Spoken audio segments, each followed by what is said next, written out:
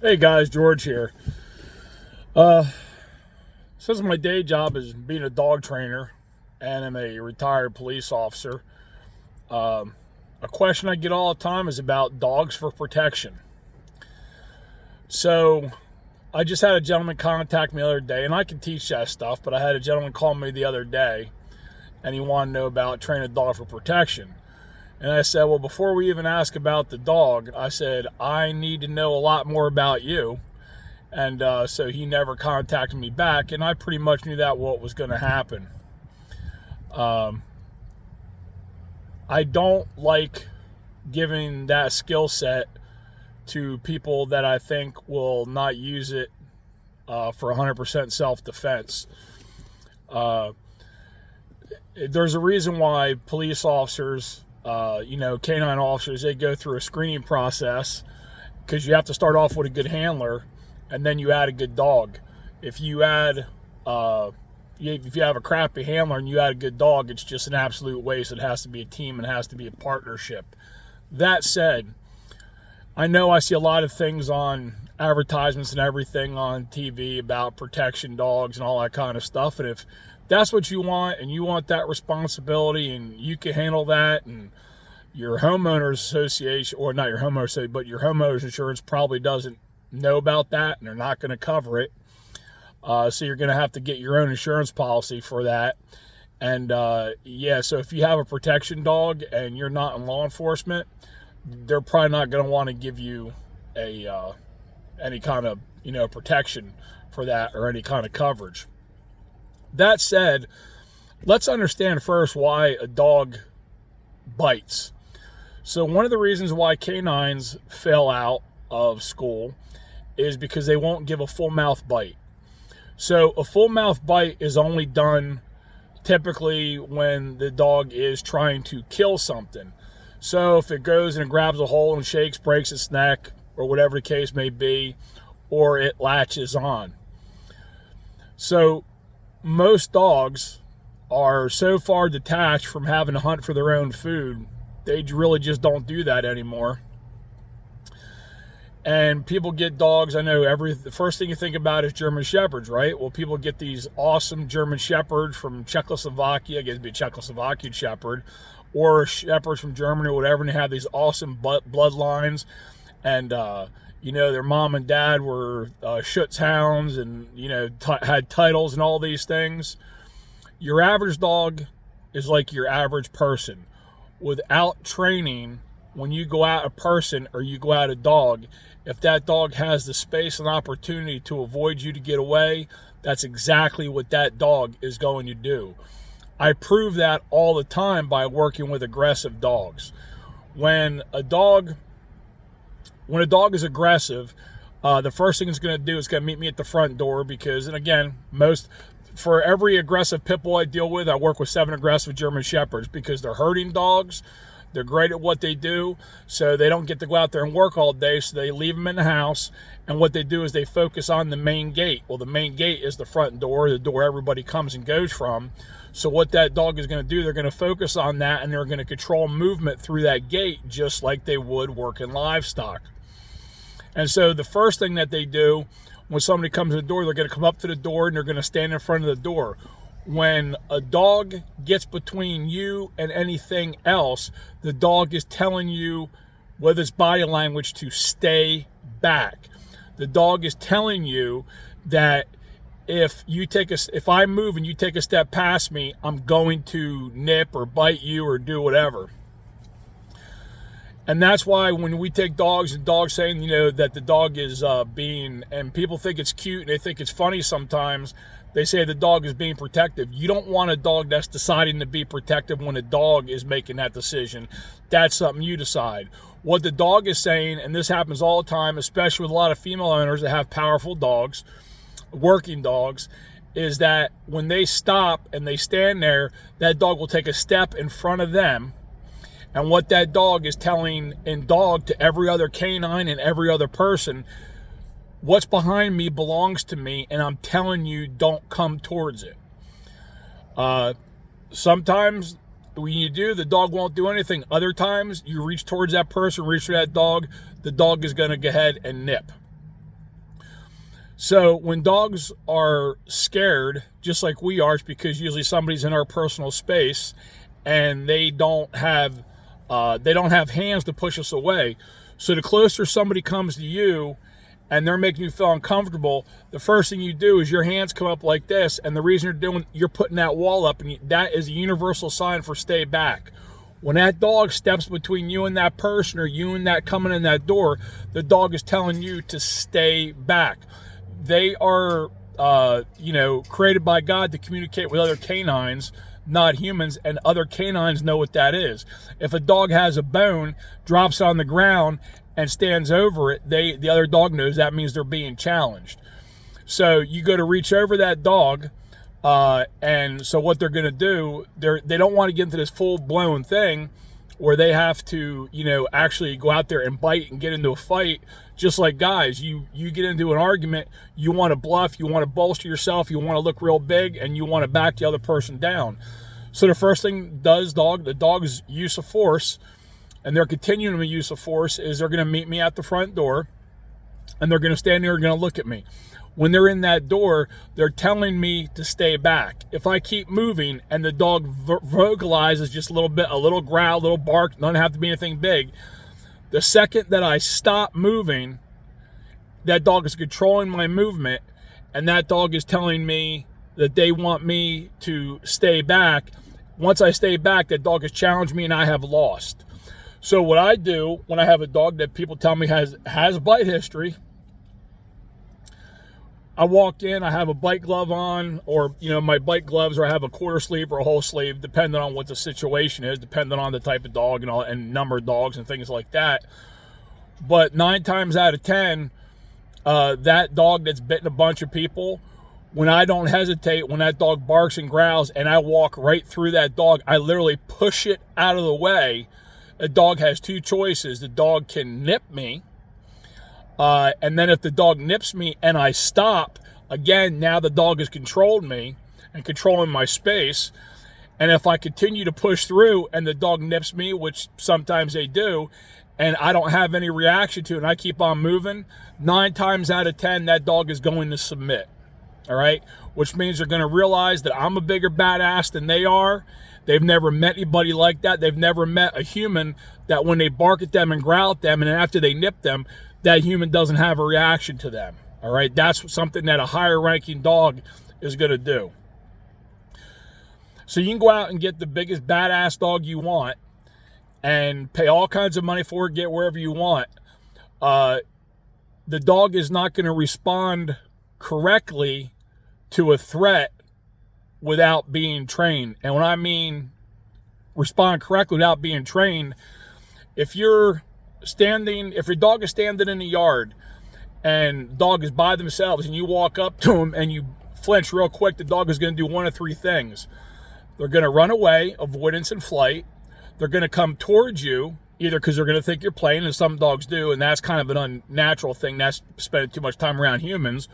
Or the dog is going to come at you and bark and challenge you and maybe nip you, or the dog is just going to lay down and piss themselves. That's what's going to happen. So, and the reason why they do that is because they're doing what makes sense to them as a canine and what works best for their self-preservation, what they think is going to give them the best ability to be able to survive. When a dog has a handler, that dog doesn't make any of those decisions on their own. And we do this when I do an appointment with anybody. We do 2 things. We do the walk around, and the walk around, the dog is in the heel. And what I have to be able to do is walk up, and I mean almost rubbing shoulders with the person and rubbing almost up against the dog, sometimes bumping the dog. And the dog has got to be able not to put any tension on the leash. And they have to not turn anything around, not move around to follow me. They can only move their head. If they do that, then it's a pass. That's one of the things I do in every appointment that I do, and I get most dogs to do it. If the dog is aggressive, then I need to come back. And the second test, that is the most telling test, I've had dogs that have been cool and submissive the entire time that we've been training. And even when I get the owner, the handler, to have them in the heel position parallel to them and not in front of them, when I walk up and out of nowhere, I tell the person so they don't react, but out of nowhere, when I lunge, that dog comes at me. Sometimes they want to come at me. Seldom do they want to play. It's a scared thing. They'll come at me because they want to either bark, scare me away, or they want to nip or whatever, but they're still making their own decisions. For a dog to pass the lunge test, I have to be able to do and walk up and do that to the dog, and the dog is not allowed to move forward or put any tension on the lead. The dog must be able to be maintained and controlled on one finger. Those are my two big tests. And when you get a dog and that dog is on the lead, not putting any tension on the lead, the dog is being controlled mentally, not physically. I personally don't use a lead on a dog for physical control, because if you need a lead to physically control your dog, then you don't have any control of your dog. So the idea is that's the dog's litmus test, that when that dog doesn't put any tension, what that lets me know during the walk around and the lunge test, it lets me know that the dog focuses more on the handler than they do on the things in the environment and the stimulus within the environment. And few things are as provoking and stimulating for a dog as a lunging forward movement towards them, because they don't know what you're going to do. So in that split second, they're not going to, if they're not trained to focus on the handler, they're not going to look back at the handler and then not do anything. The only way this works is the dog understands when we're walking, we're on a hunt. When we stop, we're in a focus drill, and we do not move no matter what we see, smell, or hear if the owner or if the handler doesn't move, okay? And so that's what we want. That's how you expose a dog to things that make a dog react, or things that dogs react to: kids, loud noises, cats, cars, motorcycles, whatever the case may be, all right? You do not want your dog making those decisions on your own, because they're going to make decisions, canine decisions, in a human world, and that's going to cost you a lot of money with a bite. The average payout, I think last year, I don't know, it was like something like 10 grand if your dog bites somebody in your house. After your dog bites somebody in your house and your homeowners pays for it, and they will pay for it, they won't even fight it, they just pay out. What they're going to do is, whether you get reported to animal control or not, what they're going to do is they're going to cancel your homeowners association. And if you thought you were being smooth and you had a dog that was prohibited by your homeowners and you had that dog, they're not going to pay that claim, because insurance is always looking for a way not to pay the claim. And if the dog was fine under the claim, it was a breed you're allowed to have, once they pay that out, they're going to cancel you, and they're going to blackball you, and it's going to be very hard for you to get any homeowners insurance. Plus, when the dog bites somebody, at least here in the state of Pennsylvania, for it to be a dog bite, considered a legal dog bite, it either has to crush bones or require multiple sutures to fix, okay? So that's not a nip, that's an actual bite. And if that occurs, you're going to be charged with having a dangerous dog, and they're going to come out. The dog's going to be quarantined at your property probably for 10 days. They're going to put a vicious dog, give you vicious dog signs. You have to put one on the front and back of your property. And the dog is not allowed to go outside without a muzzle and a lead on it. Even if you have a fenced-in yard, the dog is not allowed to leave the property for that time.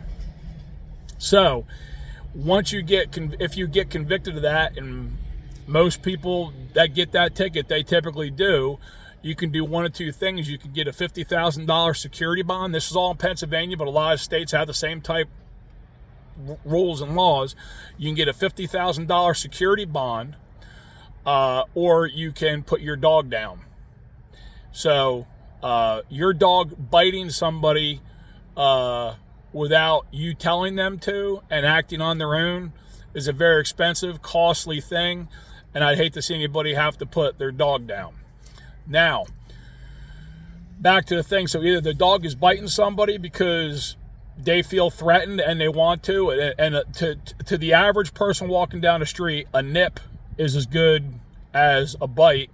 And if it happens to the inside of the leg, the back of the leg, the groin, the hands, the face, you're talking reconstructive surgery up here, and here you're talking hand center, because there's very specialized things that people have to do to doctors to work on hands. The hand doctors are very, very specialized, costs a ton of money.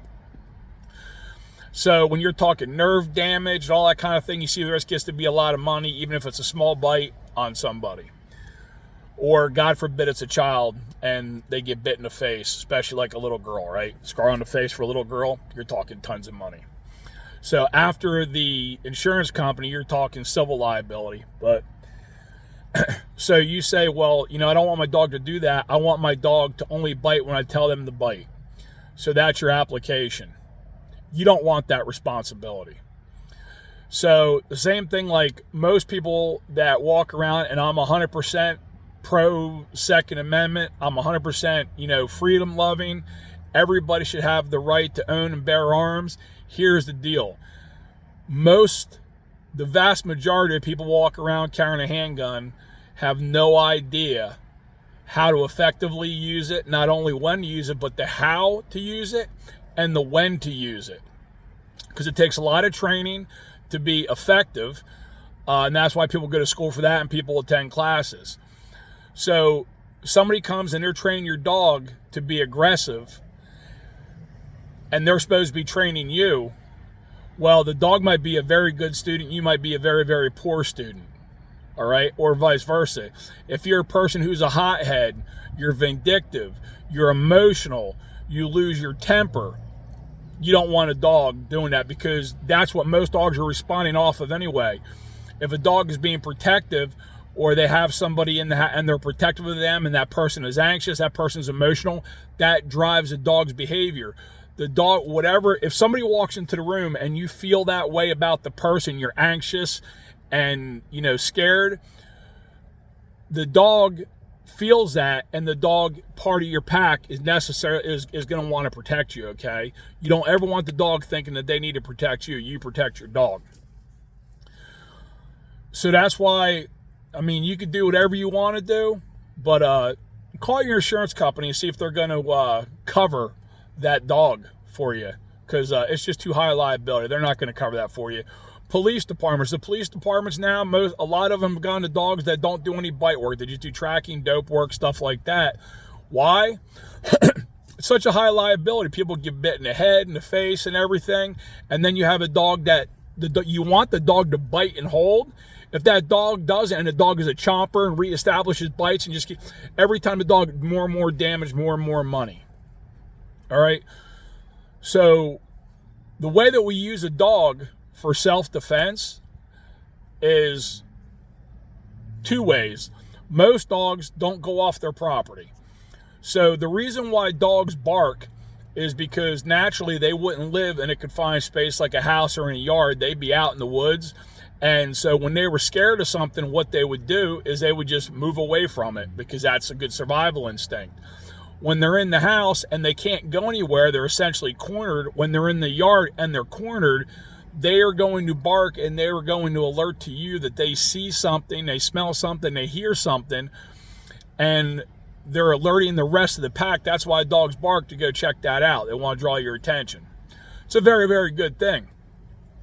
So I have 5 dogs, and I got to tell you, my dogs that are the quickest to respond to the slightest noise. It's not my old English Bulldog. It's not my Boston Terrier. It's not my Patio Terrier. It's my Chorky and my Chihuahua. They are the best burglar alarms in the entire world. They never run out of juice, never run out of batteries. They're always all fired up, kicking off something. So, but you need to be able to turn them off, and that's a thought for another day. You don't want the dogs. You want to condition the dogs so they know what's important to you to bark at and what's not important to you. The reason why dogs are barking and barking and barking and they don't stop at every little thing is because you have never communicated to them in canine what's important to you and what's not. So you yell at them to stop barking, you're barking with them. They're waiting for a higher ranking authority than you to come up and let them know, hey, are we going to attack this thing or should we ignore it? Because that's what they're waiting for. And when you bark and you yell at them, and they think you're just encouraging them, all right? So people want a dog for home protection, personal defense, right? At home. What you want to do, go get any dog go get a dog from the pound. Perfect, right? And what you do, you take them in the house. And I like to desensitize dogs to people knocking on my front door and ringing the doorbell, because that's traditionally not how people break in your house. They're going to kick in your door. That's something else. But I don't want the dogs to bark at that. When the sun goes down, you take a stick and you walk around the outside of your house and you tap on the windows all around the house with that stick. And if you have an extra piece of glass that you can break, you drop that piece of glass, and when the dog barks at that, breaking that piece of glass, you give them all the love in the world. Same thing with tapping on the window, because that's how people are typically going to come into your house. All right. Then you want to take a sign that says "Beware a dog," and you want to put it on the front and back of your property, on your house. As a cop, everybody's got all these burglary systems and burglary and all these things. Ask most cops how many good home burglary alarms they've ever responded to. Very, very seldom do you ever respond to a good one. They're always BS. All right. Same thing for most commercial alarms. So the idea is that when that guy is out there looking for a house to break into, he walks by your house and he sees that "Beware a dog." So I was a breacher on the SWAT team. So we called it hitting them before they pee. You typically, when you're going to go hit a house, you want to get them 3 or 4 o'clock in the morning before they get up and pee. And so I would have to go and I'd have to surveil the house, get my intel. If there was a dog in the house, it was a lot easier to get a no-knock warrant than it was if there wasn't a dog in the house, because you're so easily compromised. And so even if you did have a no-knock warrant, when you were going up to that house, once that dog started barking, you were compromised and it went to a no-knock warrant. All right. That's the way the law feels about it. You have to check your own state. I'm not a lawyer because I'm not a scumbag. Just saying. I'm not a lawyer. Go ahead and seek your own counsel and get your own questions answered in your own state, wherever you live. But that's what you want. You want a dog to alert you to things that go bump in the night, to give you a chance to get to your gun, get to a safe room, gather their family, whatever the case may be. Okay. Now, protection outside the home. So you're a 30-year-old soccer mom, and you want to go for a walk, and you like to walk early in the morning or later at night, and it's dangerous out. This is a crazy world. We talk about this all the time. You want a dog to protect you. When people see you walking that German Shepherd down the street and he's pulling you all over the place, that doesn't mean anything to them. What they know is that you're distracted. You're not focused on the environment. You're focused on that dog.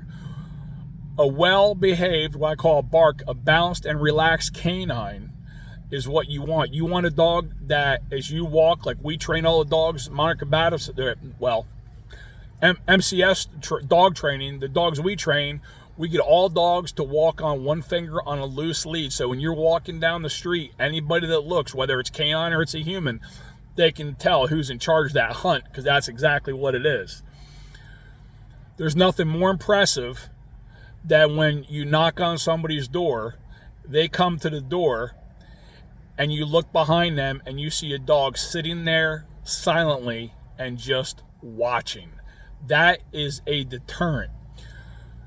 When you have a service dog, it's unethical to have that dog trained to bite or do anything like that. But what we do train service dogs and other dogs to bluff. So a bluff is that you have that dog on that loose leash and you give that dog a command and that dog starts barking and growling like it's going to rip somebody's face off. That is what is going to save your life and keep you out of court, not a dog that actually bites.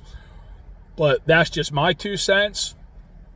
I would like to see some feedback on here about how you guys feel about it and ask any questions. But whether it's a pet or it's a working dog, you don't want that dog making their own decisions about what's important and what's not, what they're going to nip and bite and run away from. Those decisions are based on what you do and what you train them to do.